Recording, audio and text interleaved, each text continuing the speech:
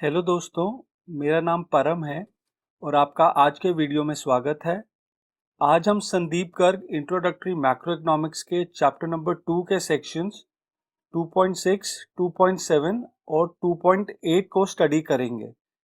ये sections gross investment, net investment और depreciation, net indirect tax और net factor income from abroad पे based हैं।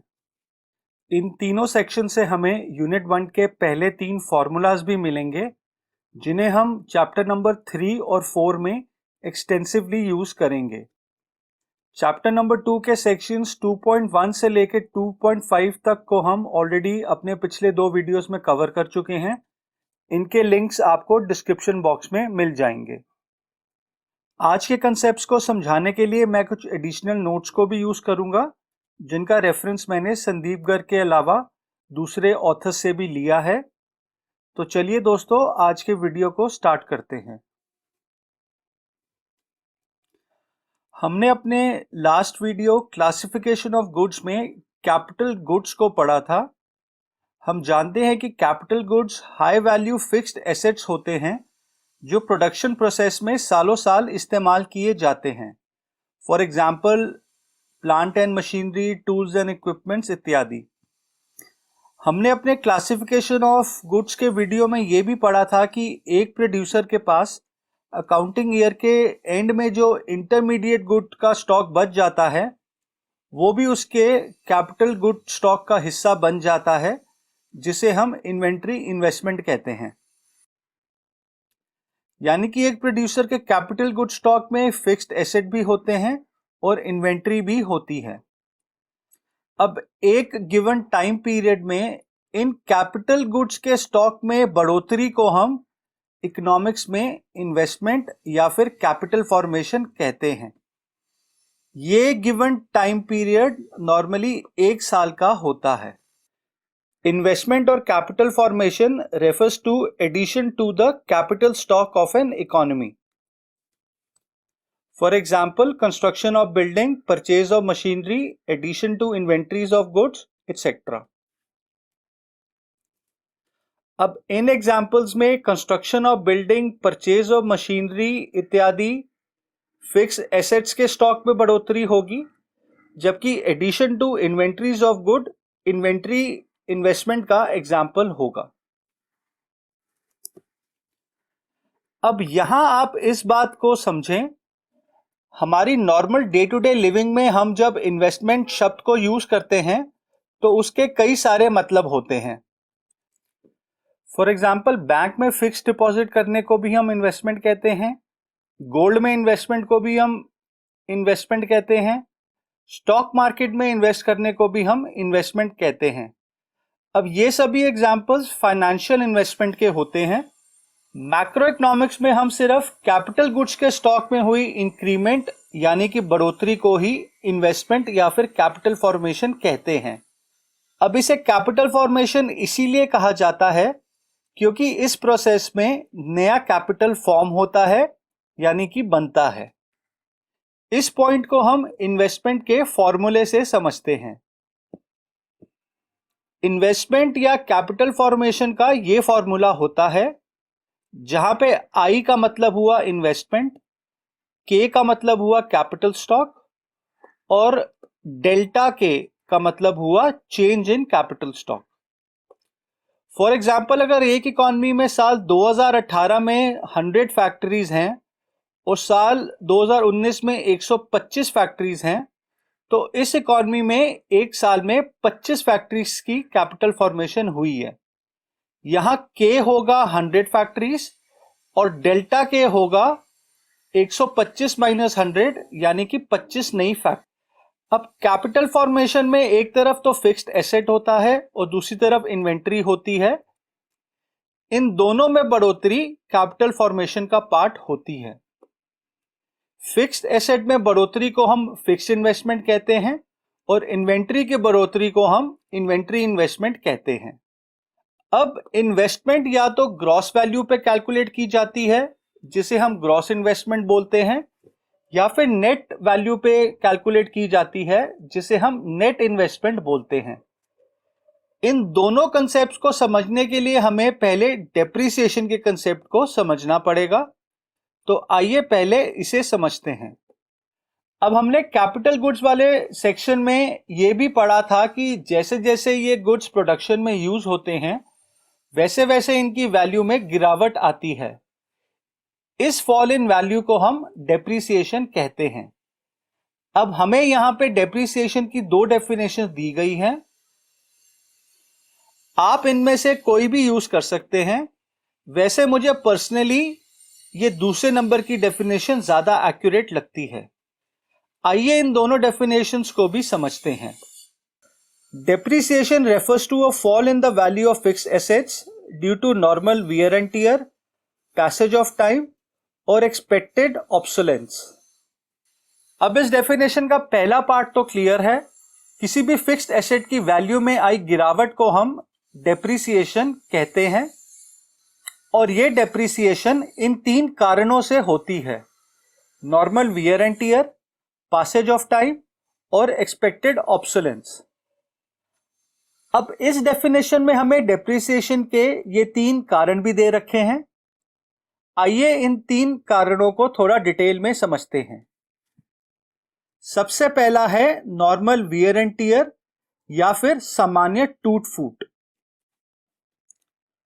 Continuous use of fixed assets in production process decreases their productive capacity and value। अब हर capital good जैसे कि machines, tools, equipments इत्यादि हमेशा एक ही एफिशिएंसी लेवल पे प्रोडक्शन नहीं करते हैं। जैसे जैसे ये गुड्स प्रोडक्शन में इस्तेमाल किए जाते हैं इनमें वियर एंड टियर यानी कि सामान्य टूट फूट होती है। फॉर एग्जाम्पल सपोज करें एक ट्रांसपोर्ट कंपनी के पास ट्रक्स हैं जिन्हें वो सामान की ट्रांसपोर्टेशन में इस्तेमाल करती है। अब कुछ साल चलने के बाद इन ट्रक्स का इंजन कमजोर पड़ जाएगा, इनके सस्पेंशन को चेंज करने की जरूरत पड़ेगी। इससे इन ट्रक्स की वैल्यू में कमी आएगी। इसी को हम नॉर्मल वियर एंड टियर कहते हैं। डेप्रिसिएशन का दूसरा कारण है passage of time. Value of fixed assets also decreases with passage of time even if they are not being put to use in the business. Natural factors like rain, winds, weather etc. contribute to fall in their value। अब depreciation का दूसरा कारण है passage of time यानी कि समय का बदलाव। अब भले ही एक कैपिटल गुड प्रोडक्शन में यूज हो या फिर ना हो, पर जैसे जैसे समय गुजरता है उसकी वैल्यू कम होती रहती है। फॉर एग्जाम्पल सपोज एक प्रोड्यूसर कोई नई मशीन खरीदता है पर उसको यूज नहीं करता है, तो क्या एक साल के बाद उस मशीन की कीमत सेम रहेगी? ऑब्वियसली नहीं। हो सकता है हवा या पानी के कांटेक्ट में आने से इस मशीन में जंग लगना शुरू हो जाए या फिर मशीन का कोई पार्ट खराब हो जाए। इससे इसकी वैल्यू कम हो जाएगी जिसे हम डेप्रिसिएशन कहेंगे। हम इस पॉइंट को एक और एग्जांपल से समझते हैं। सपोज करें आप साल 2020 में किसी कार शोरूम में एक नई कार को खरीदने जाते हैं। लेट्स से ये कार मारुति स्विफ्ट कार है। अब आपको कार का डीलर दो ऑप्शंस देता है। सेम मारुति स्विफ्ट कार का 2019 का भी मॉडल है और 2020 का भी मॉडल अवेलेबल है। अब ऑब्वियसली इन दोनों मॉडल्स की कीमत एक सी तो नहीं होगी। अब क्योंकि 2019 का मॉडल एक साल पुराना है इसीलिए इसकी कीमत 2020 वाले मॉडल से कम होगी, भले ही दोनों कार की स्पेसिफिकेशन 100% सेम हो। अब यहां हम कहेंगे कि विद पैसेज ऑफ टाइम साल 2019 के इस कार की मॉडल की वैल्यू में गिरावट आई है यानी कि डेप्रिसिएशन आया है। इसीलिए आप अब समझ गए होंगे कि साल के लास्ट के मंथ्स में कई कार कंपनीज क्यों अपने करंट मॉडल्स पे डिस्काउंट देती है, क्योंकि उन्हें पता होता है कि नए साल के आने पे उनके एसेट्स की वैल्यू में वैसे ही डेप्रिसिएशन हो जाएगा। अब डेप्रिसिएशन का तीसरा रीजन है expected obsolescence. Value of fixed assets also decreases due to expected obsolescence, that is loss in value due to change in technology और change in demands for goods and services. अब यहाँ obsolescence का मतलब है किसी चीज का बेकार होना, और एक्सपेक्टेड का मतलब हुआ फोरसीन, यानी कि जिसे एक प्रोड्यूसर पहले से एंटीसिपेट कर सके। अब अगर प्रोड्यूसर आने वाले समय में ये देख सकता है कि उसके फिक्स एसेट्स बेकार होने वाले हैं, जिससे उनमें लॉस ऑफ वैल्यू होगा, तो उसको हम एक्सपेक्टेड या फिर फोरसीन ऑब्सोलेंस कहते हैं। अब ये एक्सपेक्टेड ऑब्सोलेंस दो किस्म के होते हैं। पहला है टेक्नोलॉजिकल ऑब्सोलेंस, यानी कि जब कैपिटल गुड टेक्नोलॉजी में चेंज की वजह से बेकार हो जाते हैं, उन्हें हम टेक्निकल ऑब्सोलेंस कहते हैं। अब आज के जमाने में टेक्नोलॉजी बहुत जल्दी अपग्रेड हो रही है। कुछ साल पहले तक हम मोबाइल फोन में 2G टेक्नोलॉजी को यूज करते थे, इसीलिए सभी हैंडसेट्स 2G कंपैटिबल होते थे। फिर आया 3G और उसके बाद 4G, और अब इस साल से 5G टेक्नोलॉजी भी स्टार्ट हो जाएगी।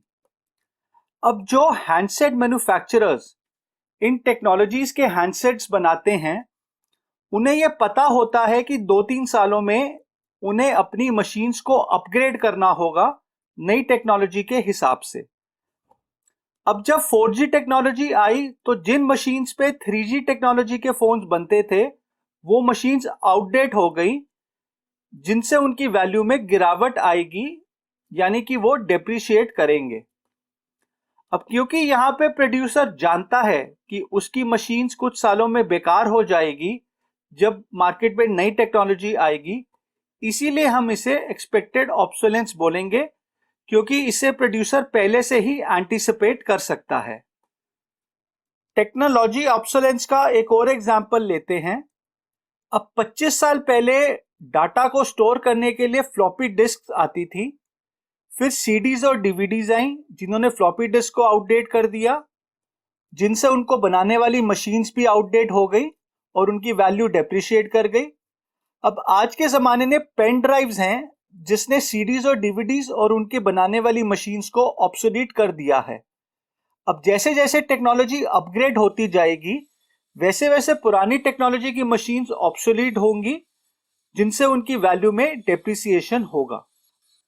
आई होप आपको टेक्नोलॉजिकल ऑब्सोलेंस का मतलब समझ आ गया होगा। अब दूसरे किस्म की ऑब्सोलेंस होती है change in demand for goods and services, यानी कि वो गुड्स एंड सर्विसेज जो फिक्स एसेट्स बनाते हैं, जब वो आउट ऑफ डिमांड चले जाते हैं, तो उनको बनाने वाले कैपिटल गुड्स भी ऑब्सोलीट हो जाते हैं। फॉर एग्जाम्पल, आजकल हर किसी को एनवायरनमेंट की चिंता है, इसीलिए आजकल लोग प्लास्टिक बैग्स की जगह कपड़े का बैग या फिर जूट बैग को प्रेफर करते हैं। अब यहां मार्केट में दोनों किस्म के बैग्स तो अवेलेबल है, पर कंज्यूमर टेस्ट के चेंज होने से एक की डिमांड गिर गई है और दूसरे की बढ़ गई है। अब जो मशीन्स प्लास्टिक बैग्स बना रही होंगी, उनकी भी वैल्यू में गिरावट आएगी, क्योंकि हम ये जानते हैं कि कैपिटल गुड्स की डिमांड उन पे बने गुड्स की डिमांड पे डिपेंड करती है। अब यहां भी इन मशीन्स के मैन्युफैक्चरर्स को ये अंदाजा होगा कि क्योंकि उनके मशीन्स द्वारा बनाए गए गुड्स की डिमांड कम हो गई है, इसीलिए उनकी मशीन्स की वैल्यू में गिरावट आ गई है, यानी कि ये भी एक्सपेक्टेड या फिर फोरसीन ऑब्सोलेंस का एग्जाम्पल होगा। अब यहां हमने डेप्रिसिएशन के तीनों रीजंस को कवर कर लिया है। अब इससे पहले हम डेप्रिसिएशन की दूसरी डेफिनेशन को समझें, हम क्विकली यहां पे कैपिटल लॉस के कंसेप्ट को भी समझ लेते हैं। अब अगर आप डेप्रिसिएशन के तीनों कारणों को ध्यान से समझें, तो पहले दो कारण यानी कि नॉर्मल वियर एंड टियर और पैसेज ऑफ टाइम, ये दोनों कारण नेचुरल प्रोसेस हैं जो सभी फिक्स एसेट्स के साथ होते हैं। अगर आप एक फिक्स एसेट को यूज करेंगे तो उसमें नॉर्मल वियर एंड टियर आएगा ही, और अगर आप उस एसेट को खरीद के यूज नहीं भी करते हैं, तब भी विद पैसेज ऑफ टाइम उसकी वैल्यू डेप्रिशिएट करेगी ही, जैसा हमने कार शोरूम वाले एग्जाम्पल में समझा था। अब जो डेप्रिसिएशन का तीसरा रीजन है, यानी कि एक्सपेक्टेड ऑब्सोलेंस, उसे भी एक प्रोड्यूसर पहले से एंटीसिपेट कर लेता है। पर अगर लेट्स से एक प्रोड्यूसर की फैक्ट्री में आग लग जाए जिससे उसकी मशीन्स डिस्ट्रॉय हो जाएं, या फिर कोई नेचुरल कैलामिटी जैसे कि अर्थक्वेक, फ्लड, सुनामी, साइक्लोन इत्यादि में कैपिटल गुड्स को नुकसान पहुंचता है, या फिर मैनमेड कैलामिटीज जैसे कि किसी दंगे, चोरी इत्यादि में कैपिटल गुड्स को नुकसान पहुंचता है, जिनसे उनकी वैल्यू में लॉस होता है, तो इस लॉस ऑफ वैल्यू को हम डेप्रिसिएशन नहीं कह सकते। इस लॉस ऑफ वैल्यू को हम कैपिटल लॉस बोलेंगे। और जो रीजंस मैंने आपको अभी बताए हैं जैसे कि फायर, अर्थक्वेक, रायट्स इत्यादि, इन्हें हम अनएक्सपेक्टेड या फिर अनफोर्सीन ऑब्सोलेंस कहेंगे। कोई भी प्रोड्यूसर ऐसे ऑब्सोलेंस को पहले से एंटीसिपेट नहीं कर सकता है। आई होप आपको यह पॉइंट क्लियर हो गया होगा। अब यहां हम डेप्रिसिएशन और कैपिटल लॉस के बीच के डिफरेंस को भी समझ लेते हैं। अब पहला पॉइंट है दोनों टर्म्स के मीनिंग का। अब यहां हम इन दोनों की डेफिनेशंस लिखेंगे।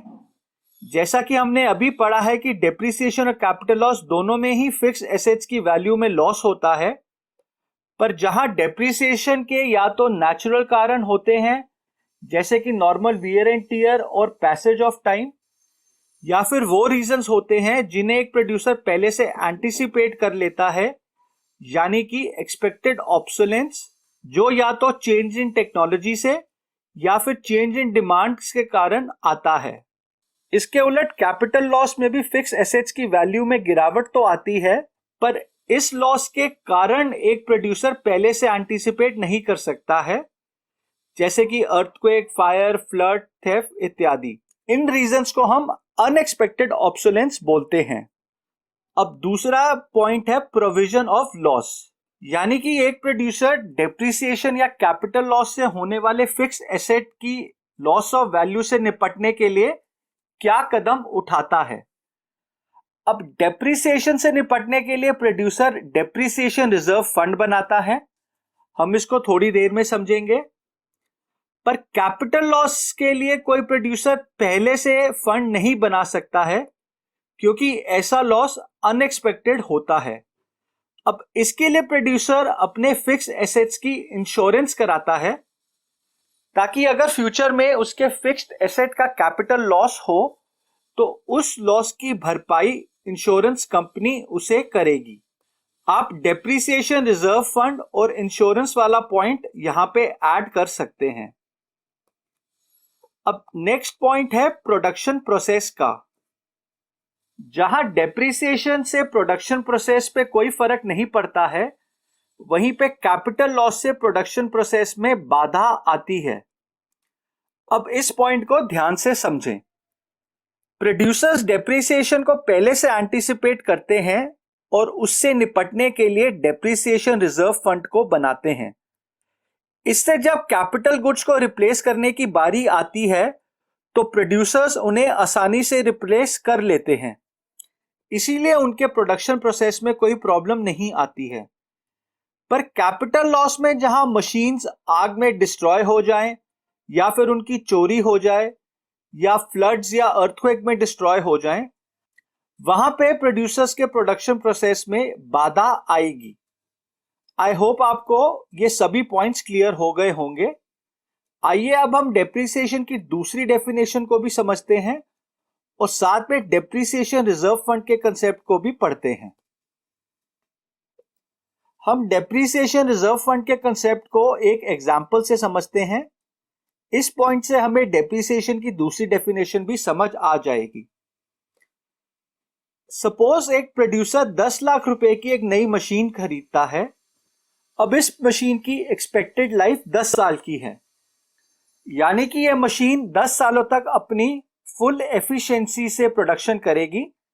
इसके बाद इसको रिप्लेस करना पड़ेगा और इसके बदले नई मशीन खरीदनी पड़ेगी, ताकि प्रोडक्शन प्रोसेस में कोई प्रॉब्लम ना आए। अब यहां पे प्रोड्यूसर के पास दो ऑप्शंस हैं।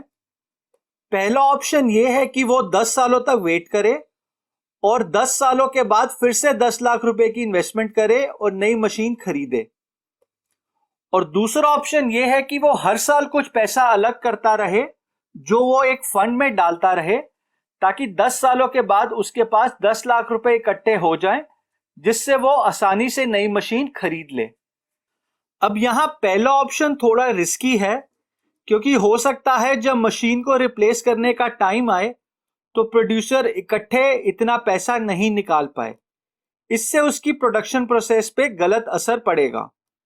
इसीलिए दूसरा ऑप्शन ज्यादा बेटर है, जहां वो हर साल कुछ अमाउंट एक सेपरेट फंड में डालता रहे, जिससे उसे मशीन रिप्लेस करने के टाइम पे कोई प्रॉब्लम ना हो। ऐसे फंड को हम डेप्रिसिएशन रिजर्व फंड कहते हैं।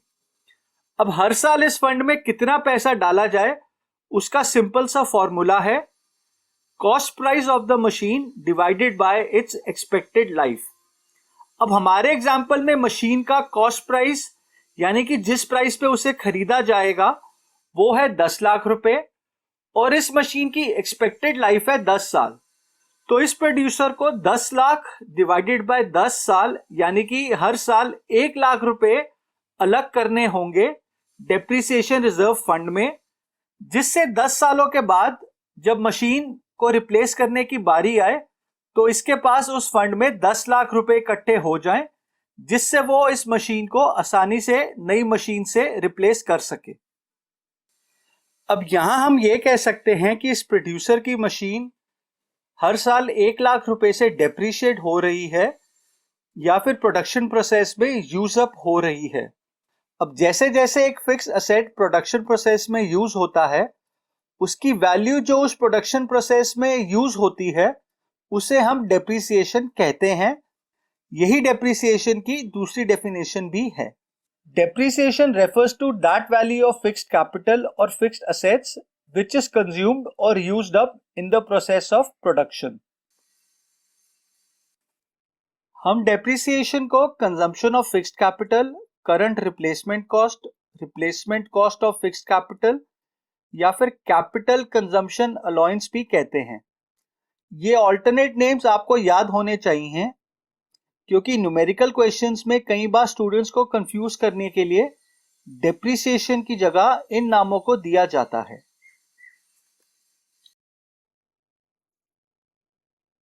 चलिए दोस्तों, अब हम नेशनल इनकम अकाउंटिंग में डेप्रिसिएशन कंसेप्ट की इंपॉर्टेंस को समझ लेते हैं।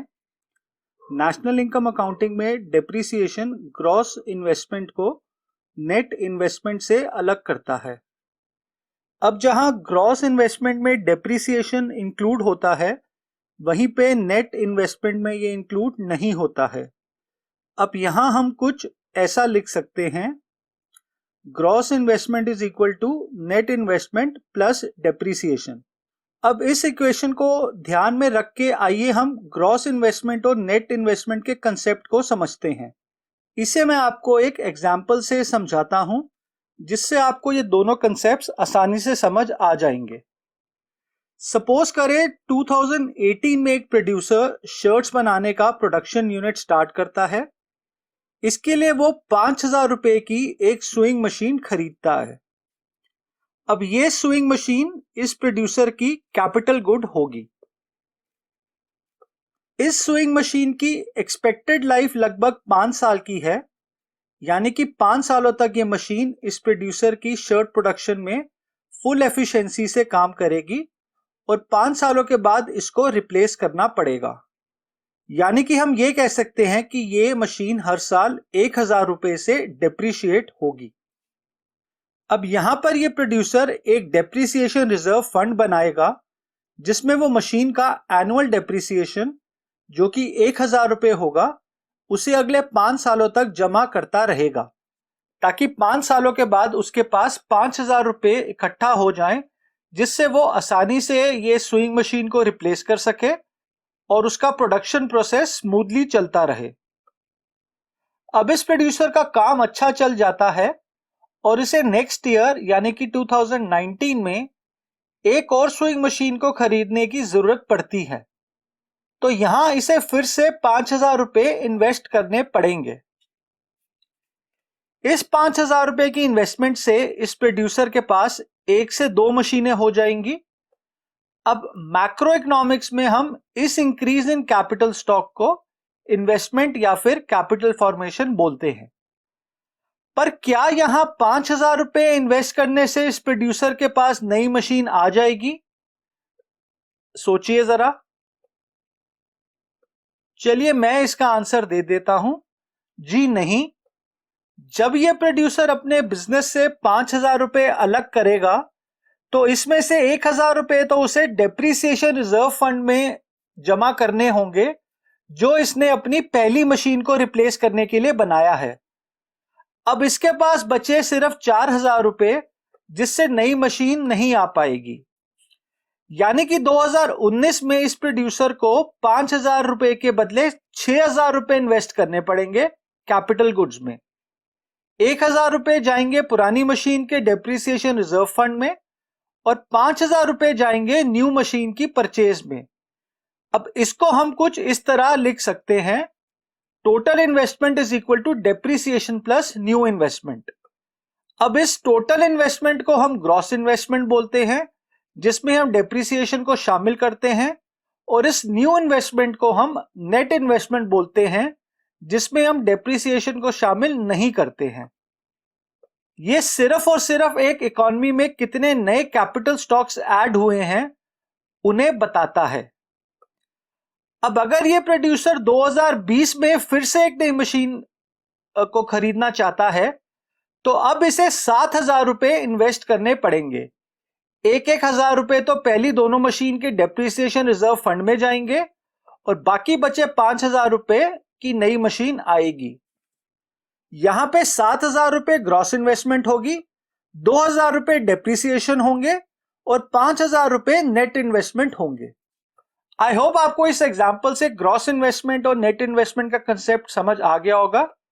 आइए अब इनकी फॉर्मल डेफिनेशंस को भी पढ़ लेते हैं। Gross investment is addition to the stock of capital before making allowance for depreciation. अब यहां आप दो पॉइंट्स को समझें, पहला addition to the stock of capital और दूसरा before making allowance for depreciation. अब addition to the stock of capital का मतलब तो हुआ इन्वेस्टमेंट, जैसा कि हमने वीडियो के स्टार्टिंग में समझा था, और ये इन्वेस्टमेंट फिक्स एसेट्स में भी हो सकती है और इन्वेंट्री में भी। Before making allowance for depreciation का मतलब हुआ कि इस किस्म की इन्वेस्टमेंट में डेप्रिसिएशन इंक्लूड होता है, जैसा कि हमने अभी स्विंग मशीन वाले एग्जाम्पल में समझा था। अब यहां आप एक इंपॉर्टेंट पॉइंट को समझें। हमने स्विंग मशीन वाले एग्जाम्पल में समझा है कि एक प्रोड्यूसर साल में जो टोटल इन्वेस्टमेंट करेगा उसमें वो डेप्रिसिएशन रिजर्व फंड का भी प्रोविजन बनाएगा और नई मशीन की भी इन्वेस्टमेंट करेगा। अब लेट से इस प्रोड्यूसर को कोई नई मशीन की रिक्वायरमेंट नहीं पड़ती है, इसने जो साल 2018 में पहली मशीन खरीदी थी इसका उसी से काम चलता रहता है, तो अब ये अगले 5 सालों तक सिर्फ उतना ही इन्वेस्ट करेगा जो इसके डेप्रिसिएशन रिजर्व फंड का शेयर होगा, यानी कि 1,000 रुपए। अब लेट से ये स्टोरी एक इकोनॉमी के सभी प्रोड्यूसर्स की है, जहां हर प्रोड्यूसर सिर्फ उतना ही इन्वेस्ट करता है जो उसको डेप्रिसिएशन रिजर्व फंड में डालना हो। अब ऐसी इकोनॉमी में हर साल सिर्फ उतनी ही टोटल इन्वेस्टमेंट होगी जिससे उस इकोनॉमी की एग्जिस्टिंग कैपिटल स्टॉक को टाइमली रिप्लेस करा जा सके। इस इकोनॉमी में कोई नया कैपिटल स्टॉक की इन्वेस्टमेंट नहीं होगी। चलिए अब हम नेट इन्वेस्टमेंट की डेफिनेशन को भी समझते हैं। अब एक इकोनॉमी में जितना नया कैपिटल स्टॉक की एडिशन होती है उसे हम नेट इन्वेस्टमेंट कहते हैं। The actual addition made to the capital stock of economy in a given period is termed as net investment. अब यहां पे नेट का मतलब हुआ बैलेंस, यानी कि बचा हुआ। जब हम ग्रॉस इन्वेस्टमेंट से डेप्रिसिएशन को माइनस करते हैं तो जो ग्रॉस इन्वेस्टमेंट बच जाता है उसे हम नेट इन्वेस्टमेंट कहते हैं। अब एक इकोनॉमी में जितनी ज्यादा नेट इन्वेस्टमेंट होगी उस इकोनॉमी की प्रोडक्टिव कैपेसिटी भी उतनी ही बढ़ेगी। ज्यादा प्रोडक्टिव कैपेसिटी का मतलब है ज्यादा गुड्स एंड सर्विसेज की प्रोडक्शन। इससे और ज्यादा एम्प्लॉयमेंट जनरेट होगी। अब जितने ज्यादा लोगों को एम्प्लॉयमेंट मिलेगी वो उतने ही ज्यादा गुड्स एंड सर्विसेज को परचेज करने की कैपेसिटी रखेंगे। यानी कि ऐसी इकॉनमी का ओवरऑल आउटपुट, एम्प्लॉयमेंट और इनकम तीनों ही बढ़ेंगे। इसी को हम इकोनॉमिक ग्रोथ कहते हैं। अब अगर आप मेरे वीडियोस को फॉलो कर रहे हैं तो हमने चैप्टर नंबर 1 के एनसीईआरटी के क्वेश्चन नंबर 3 में ये वाला पॉइंट को समझा था। चलिए दोस्तों, इसी के साथ सेक्शन 2.6 को हमने कवर कर लिया है। इस सेक्शन से जो इक्वेशन आपको हमेशा याद रखनी है वो है gross investment is equal to net investment plus depreciation. इसे हम कुछ ऐसे भी लिख सकते हैं, net investment is equal to gross investment minus depreciation. अब इस इक्वेशन से हम कुछ इंटरेस्टिंग कंक्लूजन्स निकाल सकते हैं, आइए उन्हें देखते हैं। अब इस इक्वेशन में नेट इन्वेस्टमेंट का फिगर या तो पॉजिटिव हो सकता है या फिर जीरो भी हो सकता है, पर यह नेगेटिव नहीं हो सकता है क्योंकि नेगेटिव नेट इन्वेस्टमेंट नाम की कोई चीज नहीं होती है। अब अगर नेट इन्वेस्टमेंट जीरो होगा तो फिर हमारी ये इक्वेशन हुई gross investment is equal to depreciation, यानी कि एक इकॉनमी में सिर्फ उतनी ही इन्वेस्टमेंट होगी जिससे उसके एग्जिस्टिंग कैपिटल गुड्स की रिप्लेसमेंट हो सके। इस इकॉनमी में कोई भी नया कैपिटल गुड की इन्वेस्टमेंट नहीं होगी। ऐसी इकॉनमी की ग्रोथ स्टैग्नेंट यानी कि ठहरी हुई होगी। अब अगर नेट इन्वेस्टमेंट पॉजिटिव होगा तो इस इकॉनमी में नए कैपिटल गुड्स की इन्वेस्टमेंट होगी। ऐसी इकॉनमी की हाई ग्रोथ होगी।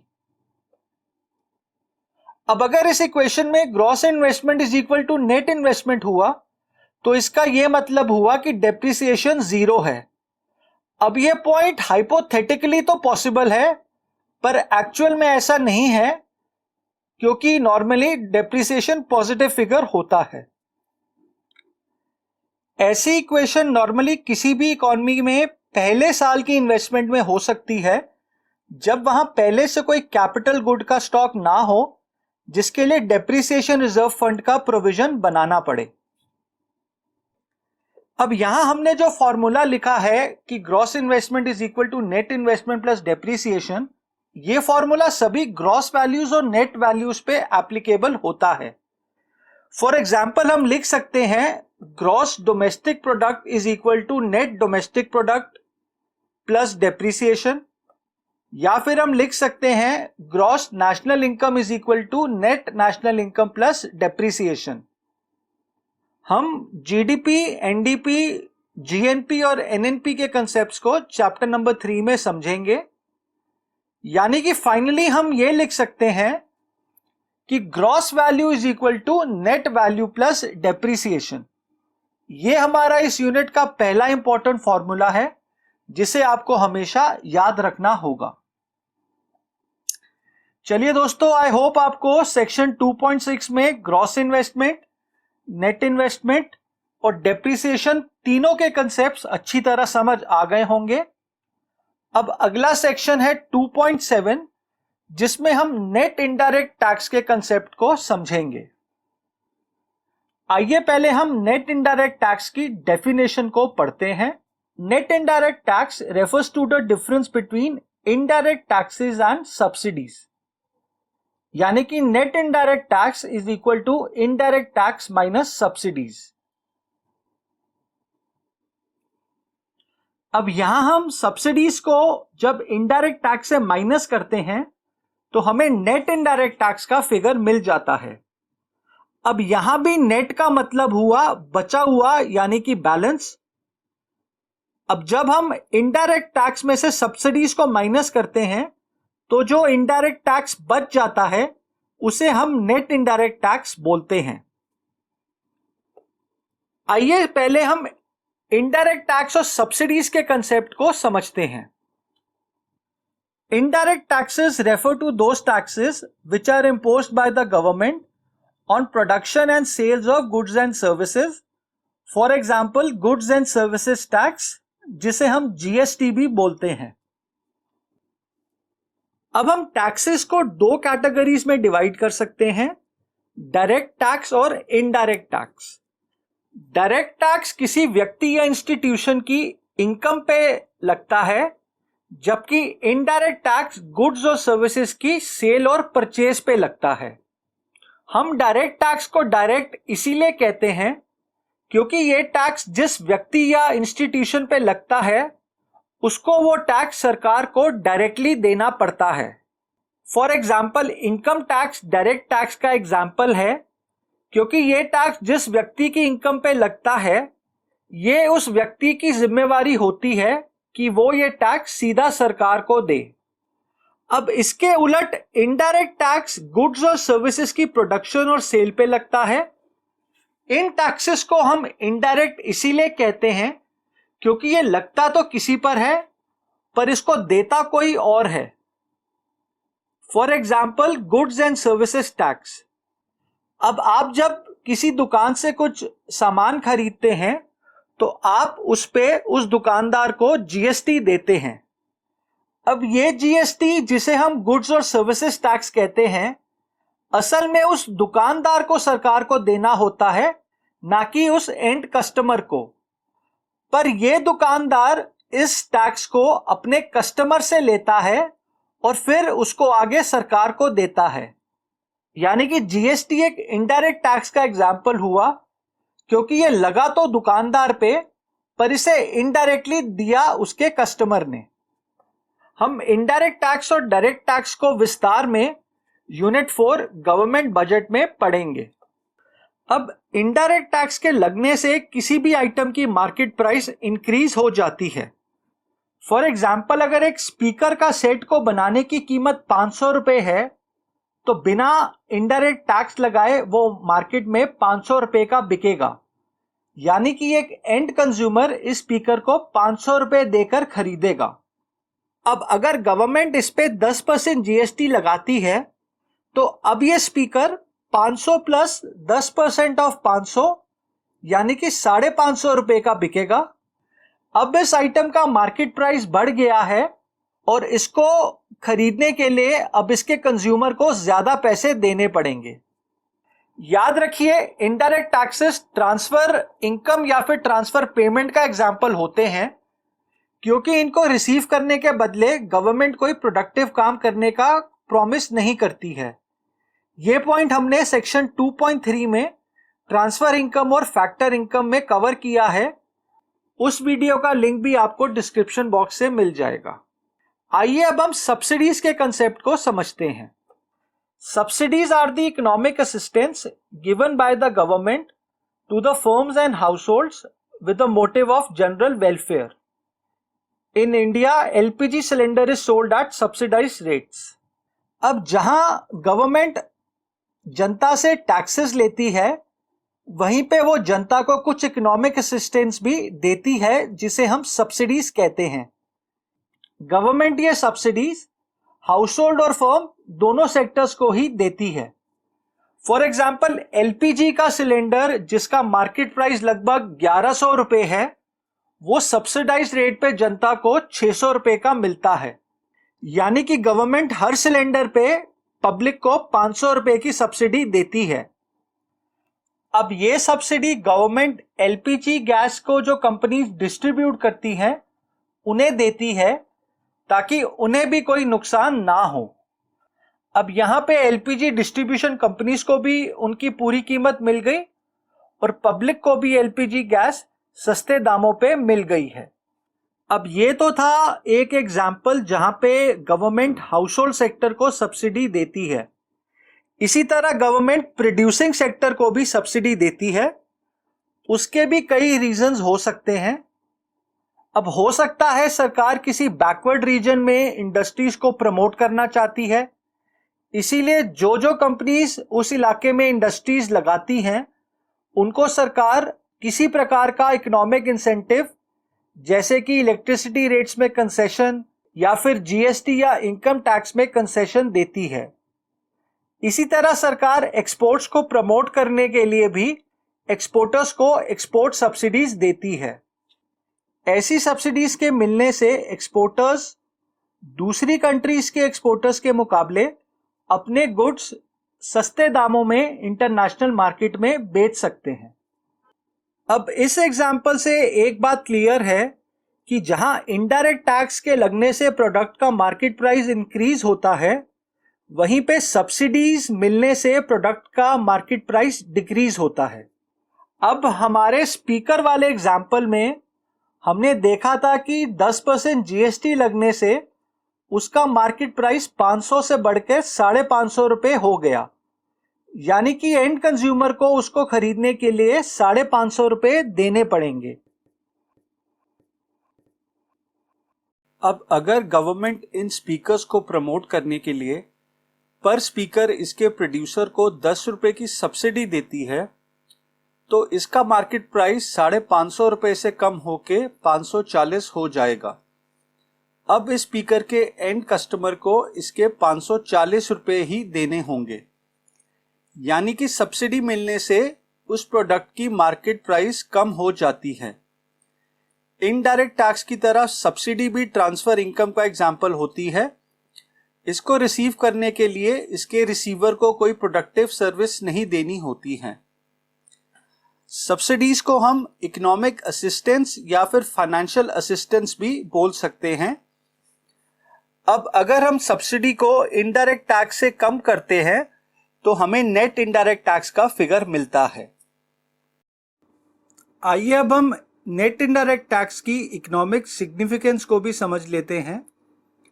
अब जैसे डेप्रिसिएशन ग्रॉस इन्वेस्टमेंट और नेट इन्वेस्टमेंट को डिफरेंशिएट करता है, वैसे ही net indirect tax market price और फैक्टर कॉस्ट को डिफरेंशिएट करता है।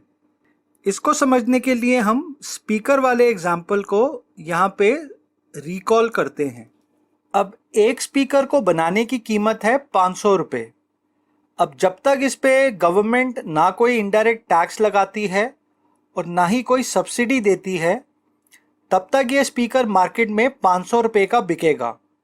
यानी कि हम ये कह सकते हैं कि स्पीकर का market price is equal to cost of making this speaker. अब यहाँ पे आप ये कह सकते हैं कि ये कैसे पॉसिबल है कि स्पीकर का प्रोड्यूसर बिना अपना प्रॉफिट ऐड करे इसको उसी प्राइस पे बेचेगा जितने का इसे ये कॉस्ट कर रहा है। आपका ये पॉइंट वैलिड है, पर यहाँ पे जो इस स्पीकर का कॉस्ट प्राइस है उसमें इस प्रोड्यूसर का प्रॉफिट भी शामिल होगा। अब ये कैसे होगा, इसका जवाब आपको थोड़ी देर में मिलेगा। अब जब सरकार इस पे 10% जीएसटी यानी कि इनडायरेक्ट टैक्स लगाएगी, तो अब इसका मार्केट प्राइस इसके कॉस्ट प्राइस से ज़्यादा हो जाएगा। यानी कि अब इसका मार्केट प्राइस हुआ 500 रुपये प्लस 10% ऑफ 500, यानी कि टोटल 550 रुपये। अब यहाँ पे हम ये कह सकते हैं market price of the speaker is equal to cost price of the speaker plus indirect tax levied on it. अब जब सरकार 10 रुपये की सब्सिडी देती है, तब ये स्पीकर का मार्केट प्राइस 550 से कम होकर 540 हो जाएगा। अब यहाँ पे हम लिख सकते हैं market price is equal to cost price plus 10% of cost price minus subsidy, यानी कि 500 plus 50 minus 10 which is equal to 540। या फिर हम इसको ये भी लिख सकते हैं कि market price is equal to cost price plus indirect tax minus subsidy. अब हम जानते हैं कि इनडायरेक्ट टैक्स माइनस सब्सिडी तो नेट इनडायरेक्ट टैक्स होता है, यानी कि फाइनली हम ये लिख सकते हैं market price of the speaker is equal to cost price plus net indirect tax. पे मार्केट प्राइस का मतलब है वो प्राइस जिस पे प्रोडक्ट फाइनली मार्केट में बिकता है, यानी कि वो प्राइस जो कंज्यूमर देता है। Market price refers to the price at which the product is actually sold in the market. अब मैंने आपसे थोड़ी देर पहले कहा था कि इस स्पीकर के कॉस्ट प्राइस में इसके प्रोड्यूसर का प्रॉफिट भी शामिल होगा। आइए अब इस पॉइंट को समझते हैं। अब इस इक्वेशन में जो ये कॉस्ट प्राइस है, इसे हम इस स्पीकर को बनाने में जो 4 फैक्टर्स ऑफ प्रोडक्शन ने मदद की होगी, उनके द्वारा कमाई गई फैक्टर इनकम का सम टोटल कहेंगे। अब 4 फैक्टर्स ऑफ प्रोडक्शन होते हैं, लैंड, लेबर, कैपिटल और एंटरप्रेन्योर, और उनके द्वारा कमाई गई फैक्टर इनकम होती है रेंट, वेजेस, इंटरेस्ट और प्रॉफिट। तो इन चारों फैक्टर इनकम्स का सम टोटल इस स्पीकर का कॉस्ट प्राइस होगा। ये फर्म के पॉइंट ऑफ व्यू से उसकी फैक्टर कॉस्ट होगी और फैक्टर्स ऑफ प्रोडक्शन के पॉइंट ऑफ व्यू से उनकी फैक्टर इनकम होगी। इसीलिए हम इस कॉस्ट प्राइस को फैक्टर कॉस्ट भी बोल सकते हैं। अब हम जानते हैं कि फैक्टर इनकम में एंटरप्रेन्योर का प्रॉफिट भी इंक्लूडेड होता है। इसीलिए हम ये कह सकते हैं कि इस स्पीकर की कॉस्ट प्राइस में इसके प्रोड्यूसर यानी कि एंटरप्रेन्योर का प्रॉफिट भी शामिल। अब कैसे एक गुड को बनाने की कॉस्ट प्राइस उसकी फैक्टर कॉस्ट या फिर फैक्टर इनकम होती है, हम इस पॉइंट को चैप्टर नंबर 4 में वैल्यू एडेड मेथड में डिटेल से समझेंगे। तो अब अगर हम अपने ओरिजिनल फॉर्मूला में कॉस्ट प्राइस को फैक्टर कॉस्ट से रिप्लेस कर दे, तो अब हमारा फॉर्मूला हुआ market price is equal to factor cost plus net indirect tax, या फिर factor cost is equal to market price minus net indirect tax. यहां पे फैक्टर कॉस्ट होता है amount paid to factors of production for their contribution in the production process, जैसा कि मैंने आपको अभी समझाया है। ये आखिरी के दो फॉर्मूलाज नेट इनडायरेक्ट टैक्स की इकोनॉमिक सिग्निफिकेंस बताते हैं। Net indirect tax market price को फैक्टर कॉस्ट से डिफरेंशिएट करने में यूजफुल होता है, यानी कि मार्केट प्राइस में फैक्टर कॉस्ट और नेट इनडायरेक्ट टैक्स इंक्लूड होता है, जबकि फैक्टर कॉस्ट में नेट इनडायरेक्ट टैक्स इंक्लूड नहीं होता है। ये हमारा यूनिट नंबर 1 का दूसरा इंपॉर्टेंट फॉर्मूला है जो आपको हमेशा याद रखना है, क्योंकि इस फॉर्मूले को यूज करके आप मार्केट प्राइस को फैक्टर कॉस्ट में और फैक्टर कॉस्ट को मार्केट प्राइस में कन्वर्ट कर सकते हैं। अब हम जानते हैं कि net indirect tax is equal to indirect tax minus subsidies. अब अगर इनडायरेक्ट टैक्स सब्सिडीज से ज्यादा होगा तो नेट इनडायरेक्ट टैक्स पॉजिटिव होगा, यानी कि मार्केट प्राइस फैक्टर कॉस्ट से ज्यादा होगा। पर अगर इनडायरेक्ट टैक्स सब्सिडी से कम होगा तब नेट इनडायरेक्ट टैक्स नेगेटिव होगा और यहां पे मार्केट प्राइस फैक्टर कॉस्ट से कम होगा। और अगर इनडायरेक्ट टैक्स सब्सिडीज के बराबर हुआ तब नेट इनडायरेक्ट टैक्स 0 होगा और इस केस में market price will be equal to factor cost. अब ये पहले दो सिनेरियोस 3 सेक्टर या फिर 4 सेक्टर इकोनॉमी में होते हैं, जहां पे गवर्नमेंट सेक्टर होता है जो इनडायरेक्ट टैक्स कलेक्ट करता है और सब्सिडीज ग्रांट करता है। अब जब इनडायरेक्ट टैक्स सब्सिडीज से ज्यादा होगा तो मार्केट प्राइस फैक्टर कॉस्ट से ज्यादा होगा, और जब इनडायरेक्ट टैक्स सब्सिडीज से कम होगा तब मार्केट प्राइस फैक्टर कॉस्ट से कम होगा। अब ये तीसरा सिनेरियो हमें 2 सेक्टर इकोनॉमी में ही मिलेगा जहां गवर्नमेंट सेक्टर नहीं होता, इसीलिए वहां ना तो इनडायरेक्ट टैक्स होता है और ना ही सब्सिडीज, क्योंकि जहां पे इनडायरेक्ट टैक्स गवर्नमेंट कलेक्ट करती है वहीं पे सब्सिडीज वो ग्रांट करती है। अब जब गवर्नमेंट सेक्टर ही नहीं हुआ तो ना तो वो इनडायरेक्ट टैक्स कलेक्ट करेगी और ना ही सब्सिडीज ग्रांट करेगी। तो इस केस में इनडायरेक्ट टैक्स और सब्सिडीज दोनों 0 होंगे, यानी कि नेट इनडायरेक्ट टैक्स भी 0 होगा, और इस केस में मार्केट प्राइस फैक्टर कॉस्ट के बराबर होगा। आई होप आपको नेट इनडायरेक्ट टैक्स के कंसेप्ट को समझने में कोई प्रॉब्लम नहीं होगी। आइए इसे कुछ एग्जाम्पल से समझते हैं।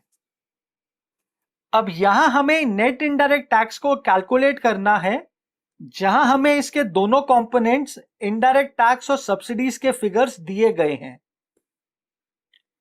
अब हम जानते हैं कि net indirect tax is equal to indirect tax minus subsidies. अब पहले सिनेरियो में इनडायरेक्ट टैक्स 0 है और सब्सिडीज 100 है, यानी कि नेट इनडायरेक्ट टैक्स हुआ 0 माइनस 100, यानी कि -100 रुपीज।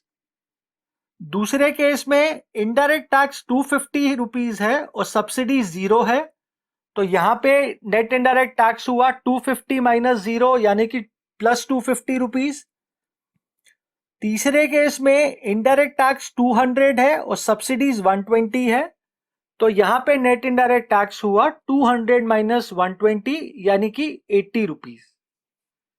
चलिए दोस्तों, इसी के साथ हमने सेक्शन 2.7 भी कंप्लीट कर लिया है। इस सेक्शन का जो हमें इंपॉर्टेंट फॉर्मूला मिला है वो है market price is equal to factor cost plus net indirect tax, जहां नेट इनडायरेक्ट टैक्स हुआ इनडायरेक्ट टैक्स माइनस सब्सिडीज। चलिए अब हम चैप्टर नंबर 2 के आखिरी सेक्शन 2.8 यानी कि net factor income from abroad के कंसेप्ट को भी समझ लेते हैं। Net factor income from abroad refers to the difference between factor income received from the rest of the world and factor income paid to the rest of the world. Net factor income from abroad is equal to factor income earned from abroad minus factor income paid to abroad.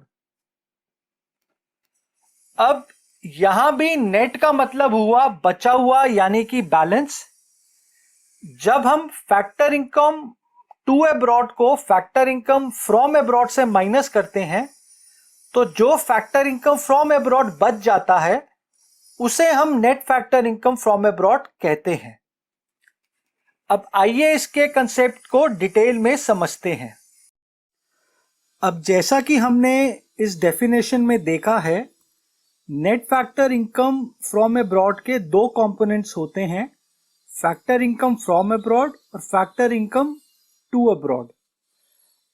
अब सबसे पहले तो आप ये समझें कि net factor income from abroad या फिर उसके दोनों कंपोनेंट्स यानी कि फैक्टर इनकम फ्रॉम अब्रॉड और फैक्टर इनकम टू अब्रॉड, इन तीनों में जो फ्रेज फैक्टर इनकम यूज होता है इसका मतलब है फैक्टर्स ऑफ प्रोडक्शन द्वारा कमाई गई फैक्टर इनकम यानी कि रेंट, वेजेस, इंटरेस्ट और प्रॉफिट।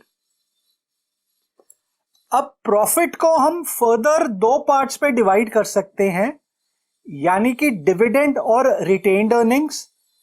इस पॉइंट को हम चैप्टर 4 में डिटेल से समझेंगे। अभी के लिए आप बस इतना समझ लें कि यहां पे फैक्टर इनकम का मतलब हुआ रेंट, वेजेस, इंटरेस्ट, डिविडेंड और रिटेन्ड अर्निंग्स। अब सेक्शन 2.3 में फैक्टर इनकम को समझाते वक्त मैंने आपको बताया था कि फैक्टर इनकम डोमेस्टिक टेरिटरी के अंदर भी कमाई जाती है और डोमेस्टिक टेरिटरी के बाहर भी कमाई जाती है। अब जो फैक्टर इनकम डोमेस्टिक टेरिटरी के बाहर कमाई जाती है उसे हम factor income earn from abroad कहते हैं। ध्यान रहे मैंने यहां फैक्टर इनकम फ्रॉम अब्रॉड कहा है, ना कि net factor income from abroad. अब इस फैक्टर इनकम फ्रॉम अब्रॉड को net factor income from abroad में कन्वर्ट करने के लिए हमें इसमें से फैक्टर इनकम टू अब्रॉड को माइनस करना पड़ेगा। अब ये फैक्टर इनकम फ्रॉम अब्रॉड और फैक्टर इनकम टू अब्रॉड क्या होते हैं, आइए इसे समझते हैं। इसके लिए आपको डोमेस्टिक टेरिटरी और नॉर्मल रेजिडेंट के कंसेप्ट को यहां अप्लाई करना पड़ेगा। इससे हमें डोमेस्टिक इनकम और नेशनल इनकम को भी समझने में आसानी होगी, जिसे हमने ब्रीफली डोमेस्टिक टेरिटरी और नॉर्मल रेजिडेंट वाले वीडियो में समझा था। यहां हम net factor income from abroad, factor income from abroad, factor income to abroad, domestic income और नेशनल इनकम को इंडिया के कंटेक्स्ट में समझते हैं। अब ये हमारे देश का पॉलिटिकल मैप है। इसके अंदर का 99.9% इलाका हमारी देश की डोमेस्टिक यानी कि इकोनॉमिक टेरिटरी होगा। 0.01% इलाका भले ही हमारे देश की ज्योग्राफिकल बाउंड्री के अंदर तो होगा, पर वो हमारी डोमेस्टिक टेरिटरी का हिस्सा नहीं होगा। फॉर एग्जाम्पल, जितने भी हमारे देश के अंदर फॉरेन एम्बेसीज हैं या फिर इंटरनेशनल ऑर्गेनाइजेशंस जैसे कि WHO, IMF, UNO के ऑफिसेज हैं, ये सभी हमारी डोमेस्टिक टेरिटरी का हिस्सा नहीं होंगे। अब कुछ इलाके ऐसे भी होंगे जो हमारी पॉलिटिकल बाउंड्रीज के तो बाहर हैं, पर हमारी डोमेस्टिक टेरिटरी का हिस्सा होंगे। जैसे कि वर्ल्ड में जितने भी हमारी एम्बेसीज और कॉन्सुलेट्स हैं, वो हमारी डोमेस्टिक टेरिटरी का हिस्सा होंगे। अब यहां तक तो आपको क्लियर होगा। अब हम जानते हैं कि इंडिया का नॉर्मल रेजिडेंट वो व्यक्ति या इंस्टीट्यूशन होगी जो इंडिया की डोमेस्टिक टेरिटरी में 1 साल से ज्यादा काम करती है और अपनी बेसिक इकोनॉमिक एक्टिविटीज जैसे कि इनकम कमाना और उसे खर्च करना इसी डोमेस्टिक टेरिटरी के अंदर करती है। अब यह जरूरी नहीं है कि इंडिया का नॉर्मल रेजिडेंट इंडिया का सिटीजन भी हो। हम ये वाला पॉइंट भी ऑलरेडी नॉर्मल रेजिडेंट के वीडियो में कवर कर चुके हैं। अब डोमेस्टिक टेरिटरी और नॉर्मल रेजिडेंट के कंसेप्ट को ध्यान में रख के आइए हम factor income from abroad, factor income to abroad, national income और डोमेस्टिक इनकम के कंसेप्ट को डिटेल में इंडिया के कंटेक्स्ट में समझते हैं। जब आपको ये चारों कंसेप्ट समझ आ जाएंगे तब आपको automatically net factor income from abroad का कंसेप्ट भी समझ आ जाएगा। अब पहले आप इस डायग्राम को देखिए। यहां हमने सबसे पहले पूरी दुनिया को 2 कैटेगरीज में डिवाइड किया है, एक इंडिया की डोमेस्टिक टेरिटरी के अंदर और दूसरा इंडिया की डोमेस्टिक टेरिटरी के बाहर। अब इंडिया में हमें इंडिया के सिटीजन्स भी मिलेंगे और वो फॉरेन सिटीजन्स भी होंगे जो इंडिया में कोई जॉब करते हैं या फिर अपना कोई बिजनेस करते हैं। अब सबसे पहले आप इंडिया के अंदर के सिटीजन्स को कंसिडर करें। ये सिटीजन्स इंडिया में स्टे करते हैं और यहीं पे अपना काम करते हैं, इसीलिए ये कैटेगरी बाय डिफॉल्ट इंडिया के नॉर्मल रेजिडेंट्स होते हैं। अब ये नॉर्मल रेजिडेंट्स या तो इंडिया की डोमेस्टिक टेरिटरी के अंदर से फैक्टर इनकम कमा सकते हैं या फिर इंडिया की डोमेस्टिक टेरिटरी के बाहर से। अब जो इंडियन सिटीजन्स इंडिया की डोमेस्टिक टेरिटरी के अंदर से फैक्टर इनकम कमाते हैं उन्हें हम कैटेगरी 1 में डालेंगे और जो इंडियन सिटीजन्स इंडिया की डोमेस्टिक टेरिटरी के बाहर से फैक्टर इनकम कमाते हैं उन्हें हम कैटेगरी 3 में डालते हैं।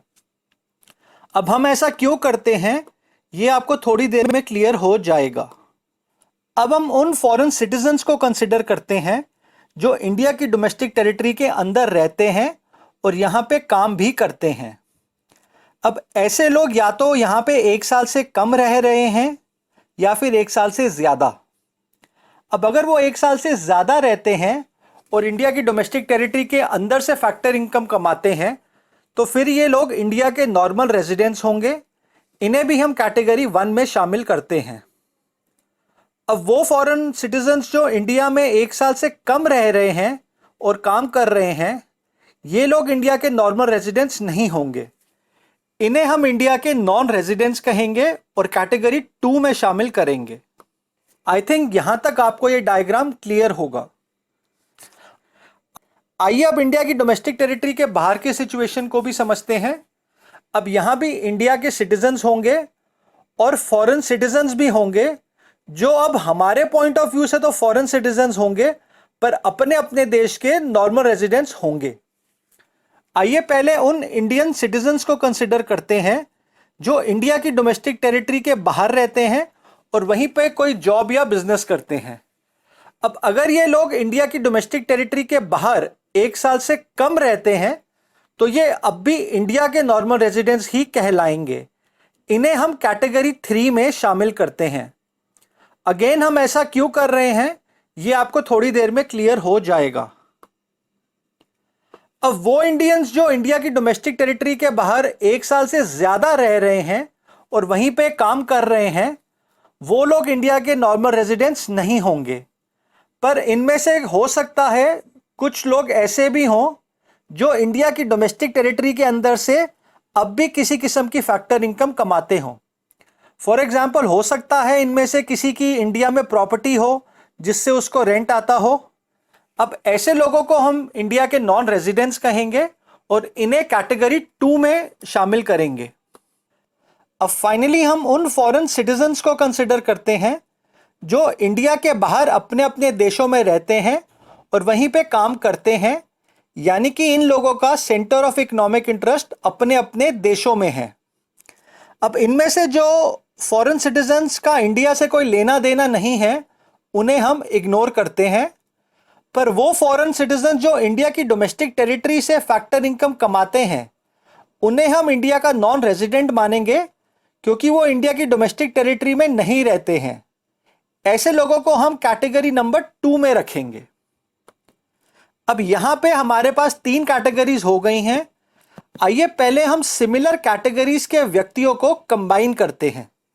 अब यहां फॉर सिंप्लिसिटी सेक मैं इंडियन सिटीजन्स और फॉरेन सिटीजन्स को व्यक्ति कह रहा हूं। ये व्यक्ति और ऑर्गेनाइजेशंस दोनों हो सकते हैं।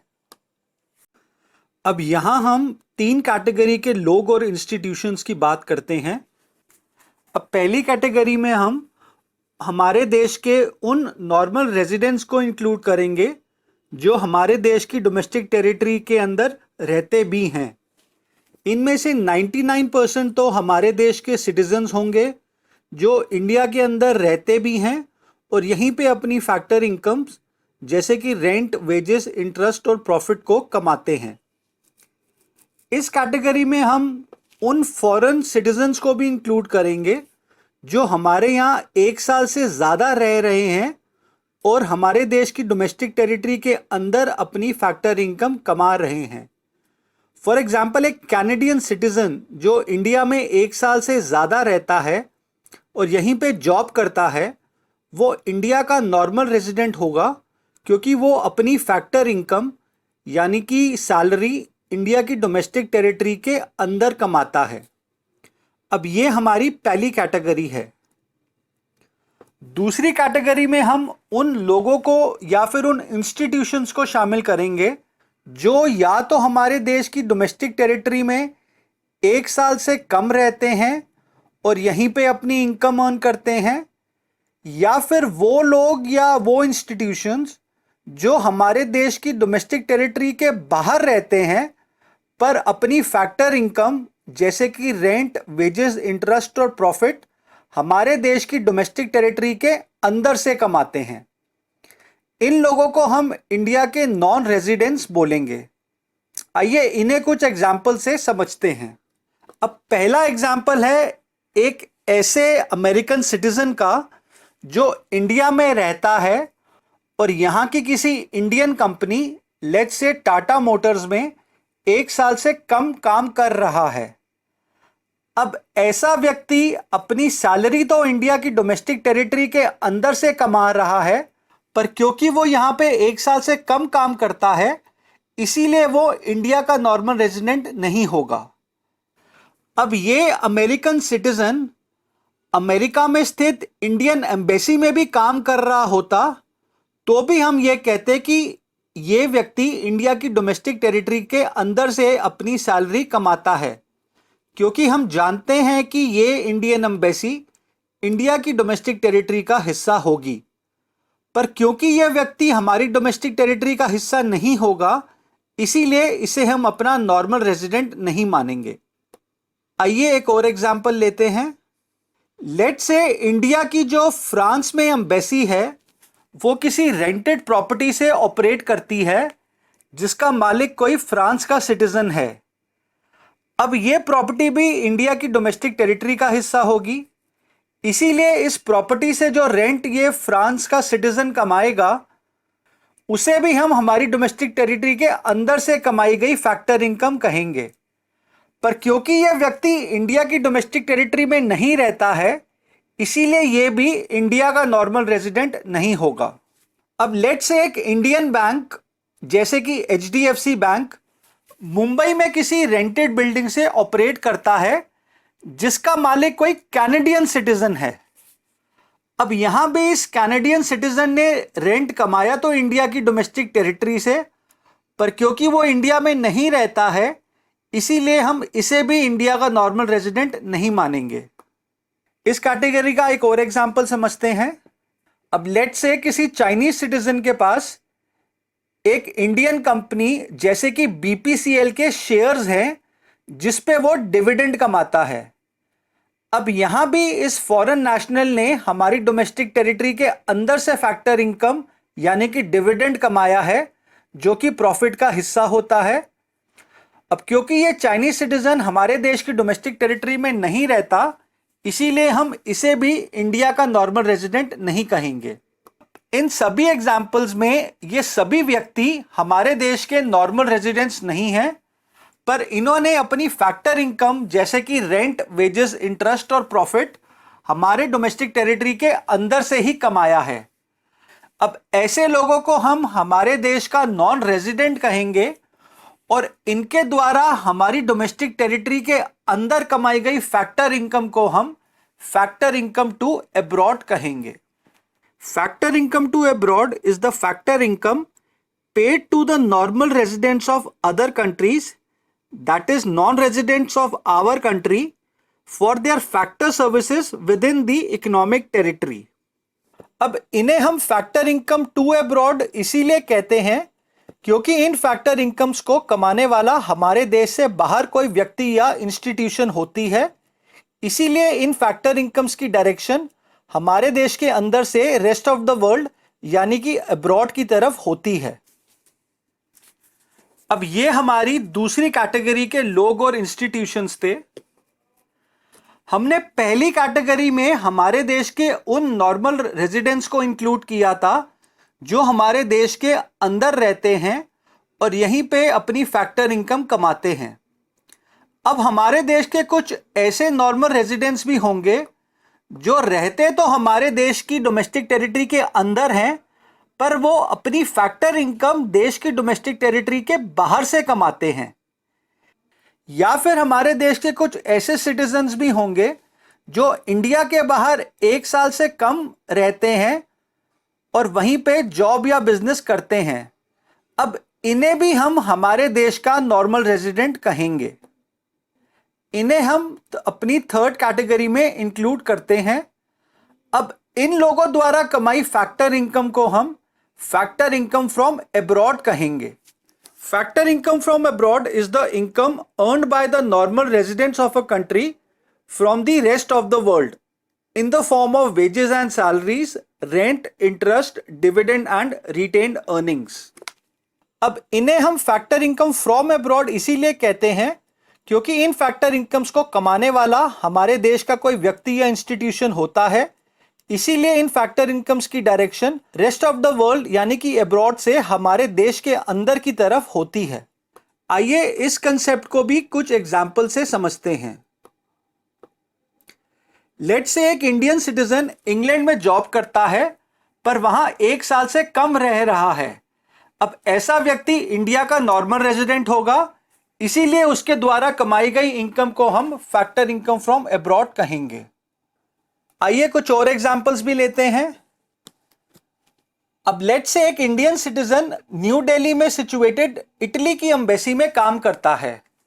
अब ये इटालियन एम्बेसी इंडिया की डोमेस्टिक टेरिटरी का हिस्सा नहीं होगी, इसीलिए इस व्यक्ति द्वारा कमाई वेजेस को हम हमारे देश की डोमेस्टिक टेरिटरी के बाहर से कमाई फैक्टर इनकम बोलेंगे और इसे फैक्टर इनकम फ्रॉम अब्रॉड में इंक्लूड करेंगे। इसी तरह लेट्स से कैनेडियन एम्बेसी जो इंडिया में सिचुएटेड है किसी रेंटेड प्रॉपर्टी से ऑपरेट करती है जिसका मालिक कोई इंडियन सिटीजन है जो इंडिया में ही रहता है। अब कनाडा की एम्बेसी इंडिया की डोमेस्टिक टेरिटरी का हिस्सा नहीं होगी, इसीलिए इस एम्बेसी से इंडियन सिटीजन द्वारा कमाया गया रेंट भी हम फैक्टर इनकम फ्रॉम अब्रॉड में इंक्लूड करेंगे। एक और एग्जांपल लेते हैं। लेट्स से किसी इंडियन सिटीजन के पास गूगल कंपनी के शेयर्स हैं जिस पे वो डिविडेंड यानी कि प्रॉफिट कमाता है। अब गूगल एक अमेरिकन कंपनी है, इसीलिए उस कंपनी से कमाया डिविडेंड भी factor income earn from abroad में इंक्लूड किया जाएगा। अब यहां पे हमारे पास तीनों कैटेगरीज के लोग या इंस्टीट्यूशंस आ गए हैं। अब पहली कैटेगरी में हमारे देश के नॉर्मल रेजिडेंट्स हैं जो हमारे देश की डोमेस्टिक टेरिटरी के अंदर रहते हैं। इनमें हम हमारे देश के अंदर रहने वाले सिटीजन्स को भी इंक्लूड करते हैं और साथ में उन फॉरेन सिटीजन्स को भी इंक्लूड करते हैं जो हमारे देश की डोमेस्टिक टेरिटरी में 1 साल से ज्यादा काम कर रहे हैं। दूसरी कैटेगरी हमारे देश के नॉर्मल रेजिडेंट्स नहीं हैं, यानी कि ये हमारे देश के नॉन रेजिडेंट्स हैं, पर ये फैक्टर इनकम हमारे देश की डोमेस्टिक टेरिटरी के अंदर से कमाते हैं। इस इनकम को हम फैक्टर इनकम टू अब्रॉड बोलते हैं। और तीसरी कैटेगरी हमारे देश के वो नॉर्मल रेजिडेंट्स हैं जो या तो हमारे देश की डोमेस्टिक टेरिटरी के बाहर 1 साल से कम काम कर रहे हैं, या फिर वो नॉर्मल रेजिडेंट्स जो रहते तो हमारे देश के अंदर हैं पर फैक्टर इनकम देश के बाहर से कमाते हैं। इनके द्वारा कमाई गई फैक्टर इनकम को हम फैक्टर इनकम फ्रॉम अब्रॉड कहते हैं। अब अगर हम पहली और तीसरी कैटेगरी को ध्यान से समझें तो ये हमारे देश के नॉर्मल रेजिडेंट्स होंगे। अब पहली कैटेगरी ने हमारे देश की डोमेस्टिक टेरिटरी के अंदर से फैक्टर इनकम कमाई है और तीसरी कैटेगरी ने हमारे देश की डोमेस्टिक टेरिटरी के बाहर से इनकम कमाई है। जब हम इन दोनों कैटेगरीज की फैक्टर इनकम को कंबाइन करते हैं तो हमें हमारे देश की नेशनल इनकम का पता चलता है, यानी कि national income is sum total of factor income earned by normal residents of a country in a given year। अब इससे कोई फर्क नहीं पड़ता है कि ये इनकम उन्होंने डोमेस्टिक टेरिटरी के अंदर कमाई है या फिर बाहर। अब इस बात का आप ध्यान दें कि हमने नेशनल इनकम में कैटेगरी 2 के लोगों को शामिल नहीं किया है, यानी कि वो नॉन रेजिडेंट्स जिन्होंने हमारे देश की डोमेस्टिक टेरिटरी के अंदर से फैक्टर इनकम कमाई है। वो इसीलिए क्योंकि हम नेशनल इनकम में सिर्फ और सिर्फ नॉर्मल रेजिडेंट्स द्वारा कमाई फैक्टर इनकम को ही इंक्लूड करते हैं। कैटेगरी 2 के लोग हमारे देश के नॉर्मल रेजिडेंट्स नहीं हैं। अब अगर हम कैटेगरी 1 और कैटेगरी 2 की फैक्टर इनकम्स का सम टोटल करें तो हमें हमारे देश की डोमेस्टिक इनकम का पता चलेगा, यानी कि वो फैक्टर इनकम जो हमारे देश की डोमेस्टिक टेरिटरी के अंदर से कमाई गई है, अब भले ही वो किसी रेजिडेंट ने कमाई हो या फिर किसी नॉन रेजिडेंट ने। अब ऐसा कोई इनकम जो डोमेस्टिक टेरिटरी के बाहर से कमाई गई हो उसे हम डोमेस्टिक इनकम में शामिल नहीं करेंगे। इसीलिए हम डोमेस्टिक टेरिटरी में कैटेगरी 3 के लोगों को शामिल नहीं करते हैं, क्योंकि ये इनकम उन्होंने डोमेस्टिक टेरिटरी के बाहर से कमाई होती है। आपको मैं ये फैक्टर इनकम फ्रॉम अब्रॉड और फैक्टर इनकम टू अब्रॉड का कंसेप्ट इतनी डिटेल में क्यों समझा रहा हूं, ये बात आपको तब रियलाइज होगी जब आप चैप्टर नंबर 4 के सेक्शंस 4.6 और 4.7 को स्टडी करेंगे। इन सेक्शंस को सिर्फ वही स्टूडेंट्स इजीली समझ सकते हैं जिन्हें फैक्टर इनकम फ्रॉम अब्रॉड और फैक्टर इनकम टू अब्रॉड का कंसेप्ट अच्छी तरह आता है। आई होप आपको अब ये डोमेस्टिक इनकम और नेशनल इनकम का कंसेप्ट क्लियर हो गया होगा। अब सवाल ये है कि इसमें NFIA यानी कि net factor income from abroad कहां फिट बैठता है। अब यहां हमने फैक्टर इनकम फ्रॉम अब्रॉड और फैक्टर इनकम टू अब्रॉड का कंसेप्ट समझ लिया है। अब जब हम फैक्टर इनकम टू अब्रॉड को फैक्टर इनकम फ्रॉम अब्रॉड से माइनस करते हैं तो हमें net factor income from abroad का फिगर मिलता है। आइए अब net factor income from abroad की इकोनॉमिक सिग्निफिकेंस को भी समझ लेते हैं। Net factor income from abroad domestic income और नेशनल इनकम को डिफरेंशिएट करता है। अब जब हम डोमेस्टिक इनकम में net factor income from abroad को ऐड करते हैं तो हमें नेशनल इनकम का फिगर मिल जाता है, या फिर अगर हम नेशनल इनकम में से net factor income from abroad को माइनस कर दें तो हमें डोमेस्टिक इनकम का फिगर मिल जाएगा। ये आज के वीडियो का तीसरा इंपॉर्टेंट फॉर्मूला है जिसे आपको हमेशा याद रखना होगा। अब हम डोमेस्टिक इनकम में net factor income from abroad क्यों ऐड करते हैं, आइए इसे समझते हैं। ये वाला पॉइंट आपको बुक में नहीं दिया गया है, इसीलिए कई टीचर्स ये कंसेप्ट पढ़ाते वक्त इसे मिस कर देती हैं और उनके स्टूडेंट्स को भी ये समझ नहीं आता है। पर यहां मैं आपको ये कंसेप्ट बहुत आसान शब्दों में समझाता हूं। अब आप इन 3 कैटेगरीज के लोगों को देखें। हम डोमेस्टिक इनकम में पहली 2 कैटेगरीज को ऐड करते हैं, यानी कि domestic income is equal to income earned by normal residents within the domestic territory of the country plus income earned by non residents within the domestic territory of a country. अब हमें इस domestic income को national income में convert करना है और हम ये जानते हैं कि नेशनल इनकम में सिर्फ और सिर्फ नॉर्मल रेजिडेंट्स द्वारा कमाई गई इनकम को ही शामिल किया जाता है। इसीलिए हमें डोमेस्टिक इनकम में से वो इनकम माइनस करनी पड़ेगी जो नॉन रेजिडेंट्स ने कमाई है, जिसे हम फैक्टर इनकम टू अब्रॉड कहते हैं। तो चलिए पहले हम फैक्टर इनकम टू अब्रॉड को डोमेस्टिक इनकम में से माइनस कर लेते हैं। पर अभी हमें नेशनल इनकम का कंप्लीट फिगर नहीं मिला है, क्योंकि अभी हमें इसमें वो इनकम ऐड करनी है जिसे नॉर्मल रेजिडेंट्स ने डोमेस्टिक टेरिटरी के बाहर से कमाया है। अब ऐसी इनकम को हम फैक्टर इनकम फ्रॉम अब्रॉड कहते हैं। यानी कि नेशनल इनकम का फाइनल इक्वेशन हुई national income is equal to domestic income minus factor income to abroad plus factor income from abroad. अब इस इक्वेशन को हम कुछ इस तरह भी लिख सकते हैं, national income is equal to domestic income plus factor income from abroad minus factor income to abroad. अब हम जानते हैं कि factor income from abroad minus factor income to abroad is equal to net factor income from abroad. यानी कि finally हम अपनी national income की इक्वेशन को इस तरह लिख सकते हैं, national income is equal to domestic income plus net factor income from abroad. I hope अब आपको ये कंसेप्ट क्लियर हो गया होगा। न्यूमेरिकल क्वेश्चंस को आंसर करते वक्त हम पहले डोमेस्टिक इनकम को कैलकुलेट करते हैं और फिर उसमें net factor income from abroad को ऐड करके नेशनल इनकम का फिगर निकालते हैं। ये पॉइंट आपको नेक्स्ट चैप्टर में क्लियर होगा जब हम न्यूमेरिकल क्वेश्चंस को सॉल्व करेंगे। अब ऐसा नहीं है कि net factor income from abroad हमेशा पॉजिटिव ही होता है, ये नेगेटिव फिगर भी हो सकता है।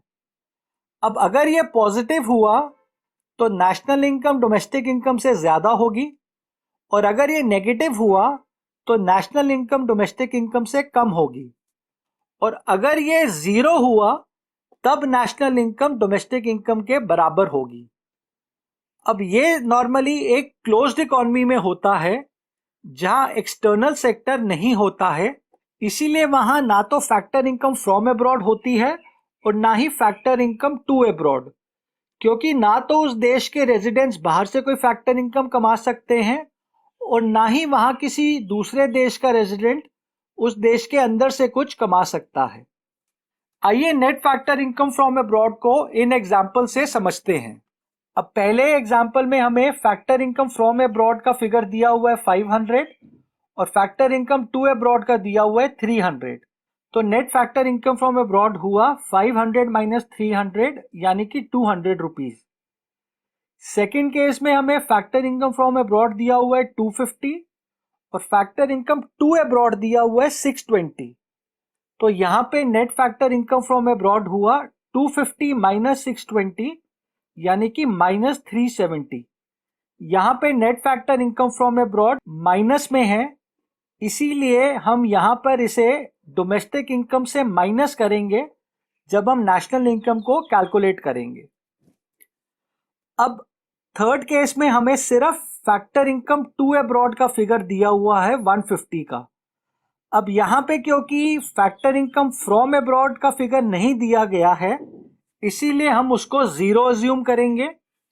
तो हमारा net factor income from abroad का आंसर हुआ 0 माइनस 150 यानी कि माइनस 150। अब एग्जाम्पल 4 में हमें फैक्टर इनकम टू अब्रॉड दिया गया है माइनस 150। अब क्योंकि यहां पे फैक्टर इनकम फ्रॉम अब्रॉड नहीं दिया गया है, इसीलिए हम इसे भी यहां पर जीरो अज्यूम करेंगे। अब net factor income from abroad हुआ 0 माइनस माइनस 150 यानी कि 0 प्लस 150। तो इसमें net factor income from abroad का आंसर हुआ प्लस 150 रुपीज का। आई होप आपको ये चारों एग्जाम्पल्स क्लियर हो गए होंगे। इस तरीके की ट्रिक्स आपको आगे के चैप्टर्स में और क्लियर होंगी जब हम न्यूमेरिकल क्वेश्चंस को स्टडी करेंगे। आइए अब हम net factor income from abroad के 3 कंपोनेंट्स को भी समझ लेते हैं, यानी कि net factor income from abroad में क्या क्या शामिल किया जाता है, इसे हम यहाँ पे पढ़ते हैं। ये 3 कंपोनेंट्स हैं। पहला नेट कॉम्पनसेशन टू एम्प्लॉयज, दूसरा net income from property and entrepreneurship और तीसरा नेट रिटेन्ड अर्निंग्स। अब ये तीनों कंपोनेंट्स आपको तब तक समझ नहीं आएंगे जब तक आप चैप्टर 4 के income method of measuring national income को नहीं पढ़ लेते हैं। यहां मैं आपको इन्हें ब्रीफली समझा देता हूं। अब हम जानते हैं कि net factor income from abroad में हम फैक्टर इनकम को कंसिडर करते हैं। ये फैक्टर इनकम हमारे देश के नॉर्मल रेजिडेंट्स हमारे देश के बाहर से भी कमाते हैं, जिसे हम फैक्टर इनकम फ्रॉम अब्रॉड कहते हैं। और ये फैक्टर इनकम दूसरे देश के रेजिडेंट्स हमारे देश के अंदर से भी कमाते हैं, जिसे हम फैक्टर इनकम टू अब्रॉड कहते हैं। और फैक्टर इनकम फ्रॉम अब्रॉड और फैक्टर इनकम टू अब्रॉड के डिफरेंस को हम net factor income from abroad कहते हैं। अब फैक्टर इनकम्स 4 प्रकार की होती हैं, जैसा कि हम जानते हैं, रेंट, वेजेस, इंटरेस्ट और प्रॉफिट। यहाँ हम प्रॉफिट को फर्दर 3 कैटेगरीज में डिवाइड कर सकते हैं: कॉर्पोरेट टैक्स, डिविडेंड और रिटेन्ड अर्निंग्स। अब एक फर्म जो प्रॉफिट कमाती है उसमें से वो सबसे पहले कॉर्पोरेट टैक्स देती है गवर्नमेंट को। टैक्स देने के बाद जो प्रॉफिट बचता है उसका कुछ हिस्सा वो अपने शेयर होल्डर्स को देती है डिविडेंड्स के रूप में, और कुछ हिस्सा वो अपने फ्यूचर एक्सपेंशन के लिए रिटेन करती है, जिसे हम उसकी रिटेन्ड अर्निंग्स कहते हैं। अब अगर हम प्रॉफिट की जगह उसके कंपोनेंट्स को यहां पर मेंशन करें तो हमारी फैक्टर इनकम हुई रेंट, वेजेस, इंटरेस्ट, डिविडेंड और रिटेन्ड अर्निंग्स। आइए अब पहला component net compensation to employees को समझते हैं। अब जो फैक्टर इनकम वेजेस के रूप में होती है उसको हम कॉम्पनसेशन ऑफ एम्प्लॉयज भी कहते हैं। अब ये वेजेस हमारे देश के रेजिडेंट्स डोमेस्टिक टेरिटरी के बाहर भी कमाएंगे, जो फैक्टर इनकम फ्रॉम अब्रॉड का हिस्सा होगी। इसी तरह ये वेजेस दूसरे देश के रेजिडेंट्स हमारे देश के अंदर से भी कमाएंगे, जो फैक्टर इनकम टू अब्रॉड का हिस्सा होंगी। अब जब हम इस फैक्टर इनकम टू अब्रॉड को फैक्टर इनकम फ्रॉम अब्रॉड से माइनस करेंगे तो हमें net factor income from abroad का पहला कंपोनेंट यानी कि नेट कॉम्पनसेशन टू एम्प्लॉयज का फिगर मिलेगा। इसे हम एक एग्जाम्पल से समझते हैं। सपोज करें एक इंडियन सिटीजन गूगल की लंदन ब्रांच में 6 महीने से काम कर रहा है। अब ये इंडिया का नॉर्मल रेजिडेंट होगा क्योंकि ये लंदन में 1 साल से कम काम कर रहा है, इसीलिए इसके द्वारा कमाई गई सैलरी हमारी नेशनल इनकम का हिस्सा होगी और इसको हम फैक्टर इनकम फ्रॉम अब्रॉड कहेंगे। इसी तरह लेट से एक कनाडा का सिटीजन दिल्ली में सिचुएटेड आईसीआईसीआई बैंक में 1 साल से कम जॉब कर रहा है। अब यह व्यक्ति कनाडा का नॉर्मल रेजिडेंट होगा क्योंकि वो हमारे यहाँ 1 साल से कम काम कर रहा है, इसीलिए उसके द्वारा कमाई गई salary factor income to abroad का हिस्सा होगी। अब जब हम नॉन रेजिडेंट्स द्वारा कमाई गई सैलरी को रेजिडेंट्स द्वारा कमाई सैलरी से माइनस करेंगे तो हमें नेट कॉम्पनसेशन टू एम्प्लॉयज का फिगर मिलेगा। Net factor income from abroad का दूसरा कंपोनेंट है net income from property and entrepreneurship. अब पहले आप income from property and entrepreneurship का मतलब समझें। अगर हम रेंट और इंटरेस्ट द्वारा कमाई गई फैक्टर इनकम को कंबाइन करें तो हमें इनकम फ्रॉम प्रॉपर्टी का फिगर मिलता है। अब यहां हम रेंट और इंटरेस्ट को इसीलिए कंबाइन करते हैं क्योंकि हम ये जानते हैं कि रेंट और इंटरेस्ट लैंड और कैपिटल की ओनरशिप के बदले में मिलता है। अब ये लैंड और कैपिटल इनके ओनर्स की प्रॉपर्टीज होंगी, इसीलिए इन प्रॉपर्टीज द्वारा कमाई फैक्टर इनकम यानी कि रेंट और इंटरेस्ट को हम इनकम फ्रॉम प्रॉपर्टी भी कहते हैं। अब इनकम फ्रॉम एंटरप्रेन्योरशिप में हम प्रॉफिट को शामिल करते हैं क्योंकि हम जानते हैं कि एंटरप्रेन्योर की फैक्टर इनकम प्रॉफिट होता है। इस केस में हम प्रॉफिट का कंपोनेंट जो कि डिविडेंड है उसको यहाँ पे इंक्लूड करेंगे। तो अब हमारा income from property and entrepreneurship हुआ रेंट, इंटरेस्ट और डिविडेंड। अब ये इनकम हमारे देश के नॉर्मल रेजिडेंट्स हमारे देश के बाहर भी कमाएंगे जो फैक्टर इनकम फ्रॉम अब्रॉड का हिस्सा होंगे। इसी तरह ये इनकम दूसरे देश के रेजिडेंट्स हमारे देश के अंदर भी कमाएंगे जो फैक्टर इनकम टू अब्रॉड का हिस्सा होंगे। इन दोनों के डिफरेंस को हम net income from property and entrepreneurship कहेंगे। इस पॉइंट को भी हम कुछ एग्जाम्पल से समझते हैं। लेट्स से एक इंडियन सिटीजन है जो इंडिया में रहता है और उसने अपनी प्रॉपर्टी किसी फॉरेन एम्बेसी जैसे फॉर एग्जाम्पल जापानीज एम्बेसी को किराए पे दे रखी है। अब हम जानते हैं कि जापानीज एम्बेसी हमारी डोमेस्टिक टेरिटरी का तो हिस्सा नहीं होगी, यानी कि इस एम्बेसी से कमाया गया रेंट डोमेस्टिक टेरिटरी के बाहर से कमाई गई फैक्टर इनकम कहलाएगी। इसीलिए हम इसको फैक्टर इनकम फ्रॉम अब्रॉड कहेंगे। ये इनकम फ्रॉम प्रॉपर्टी का एग्जाम्पल है।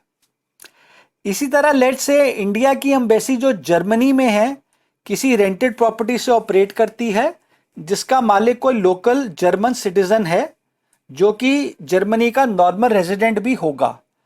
अब क्योंकि ये एम्बेसी इंडिया की डोमेस्टिक टेरिटरी का हिस्सा होगी इसीलिए इससे किसी नॉन रेजिडेंट द्वारा कमाई गई rent factor income to abroad का हिस्सा कहलाएगी। ये भी इनकम फ्रॉम प्रॉपर्टी का एग्जाम्पल होगा। अब जब हम नॉन रेजिडेंट्स द्वारा कमाई इनकम फ्रॉम प्रॉपर्टी को रेजिडेंट्स द्वारा कमाई इनकम फ्रॉम प्रॉपर्टी में से माइनस करेंगे तो हमें नेट इनकम फ्रॉम प्रॉपर्टी का फिगर मिलेगा। अब इस पॉइंट का अगला सब पॉइंट है नेट इनकम फ्रॉम एंटरप्रेन्योरशिप यानी कि नेट इनकम फ्रॉम डिविडेंड। अब इसे भी एक एग्जांपल से समझते हैं। लेट्स से एक इंडियन सिटीजन के पास माइक्रोसॉफ्ट कंपनी के कुछ शेयर्स हैं जिस पे उसने डिविडेंड अर्न किया है। अब क्योंकि माइक्रोसॉफ्ट एक अमेरिकन कंपनी है इसीलिए इस पे कमाया गया डिविडेंड जो कि प्रॉफिट का हिस्सा होता है वो भी ऐसी फैक्टर इनकम होगी जो हमारे डोमेस्टिक टेरिटरी के बाहर से कमाई गई है। इसीलिए हम इसको भी फैक्टर इनकम फ्रॉम अब्रॉड कहेंगे।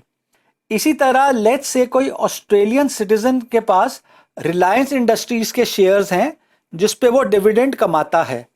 अब क्योंकि रिलायंस इंडस्ट्रीज एक इंडियन कंपनी है इसीलिए उस पे किसी नॉन रेजिडेंट द्वारा कमाया गया dividend factor income to abroad होगा। अब जब हम नॉन रेजिडेंट्स द्वारा कमाई इनकम फ्रॉम एंटरप्रेन्योरशिप को रेजिडेंट्स द्वारा कमाई गई इनकम फ्रॉम एंटरप्रेन्योरशिप में से माइनस करेंगे तो हमें नेट इनकम फ्रॉम एंटरप्रेन्योरशिप का फिगर मिल जाएगा। Net factor income from abroad का तीसरा कंपोनेंट है नेट रिटेन्ड अर्निंग्स। अब ये रिटेन्ड अर्निंग्स भी प्रॉफिट का सब पार्ट होती है। अब जो रिटेन्ड अर्निंग्स हमारे देश की कंपनीज के ऑफिसेज ने हमारे देश के बाहर कमाए हैं और सिमिलर इनकम जो फॉरेन कंपनीज के इंडिया में लोकेटेड ब्रांच या ऑफिसेज ने यहाँ पे कमाए हैं इनके डिफरेंस को हम नेट रिटेन्ड अर्निंग्स कहेंगे। For example state bank of India एक इंडियन बैंक है। अब इस बैंक के लंदन स्थित ब्रांच की retained earnings factor income from abroad होगी। इसी तरह HSBC एक फॉरेन बैंक है। अब इस बैंक की जो न्यू दिल्ली में ब्रांच होगी इसके द्वारा कमाई गई retained earnings factor income to abroad का हिस्सा होंगी। अब जब हम नॉन रेजिडेंट कंपनीज जो हमारे देश के अंदर ऑपरेट करती हैं उनके द्वारा कमाई रिटेन्ड अर्निंग्स को रेजिडेंट कंपनीज जो हमारे देश के बाहर ऑपरेट करती हैं उनके द्वारा कमाई रिटेन्ड अर्निंग्स में से माइनस करेंगे तो हमें नेट रिटेन्ड अर्निंग्स का फिगर मिलेगा।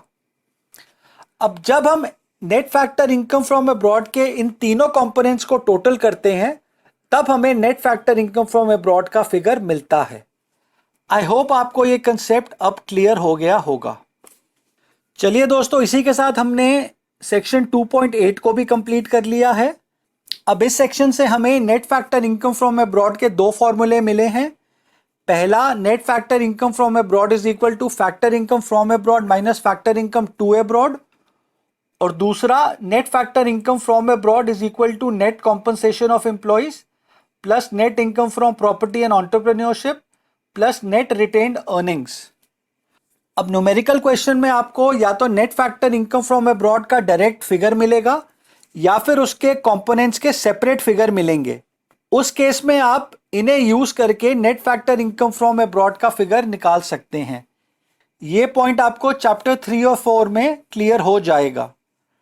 अब net factor income from abroad का जो डोमेस्टिक और नेशनल इनकम से रिलेशन है, यानी कि national income is equal to domestic income plus net factor income from abroad, ये फॉर्मूला आपको हमेशा याद रखना होगा। ये आज के वीडियो का तीसरा इंपॉर्टेंट फॉर्मूला है। अब फाइनली वीडियो को एंड करने से पहले हमने आज जो 3 फॉर्मूला सीखे हैं उन्हें रिवाइज कर लेते हैं। पहला, gross value is equal to net value plus depreciation. दूसरा, market price is equal to factor cost plus net indirect tax. यहां पे net indirect tax is equal to indirect tax minus subsidies. और तीसरा formula है national income is equal to domestic income plus net factor income from abroad.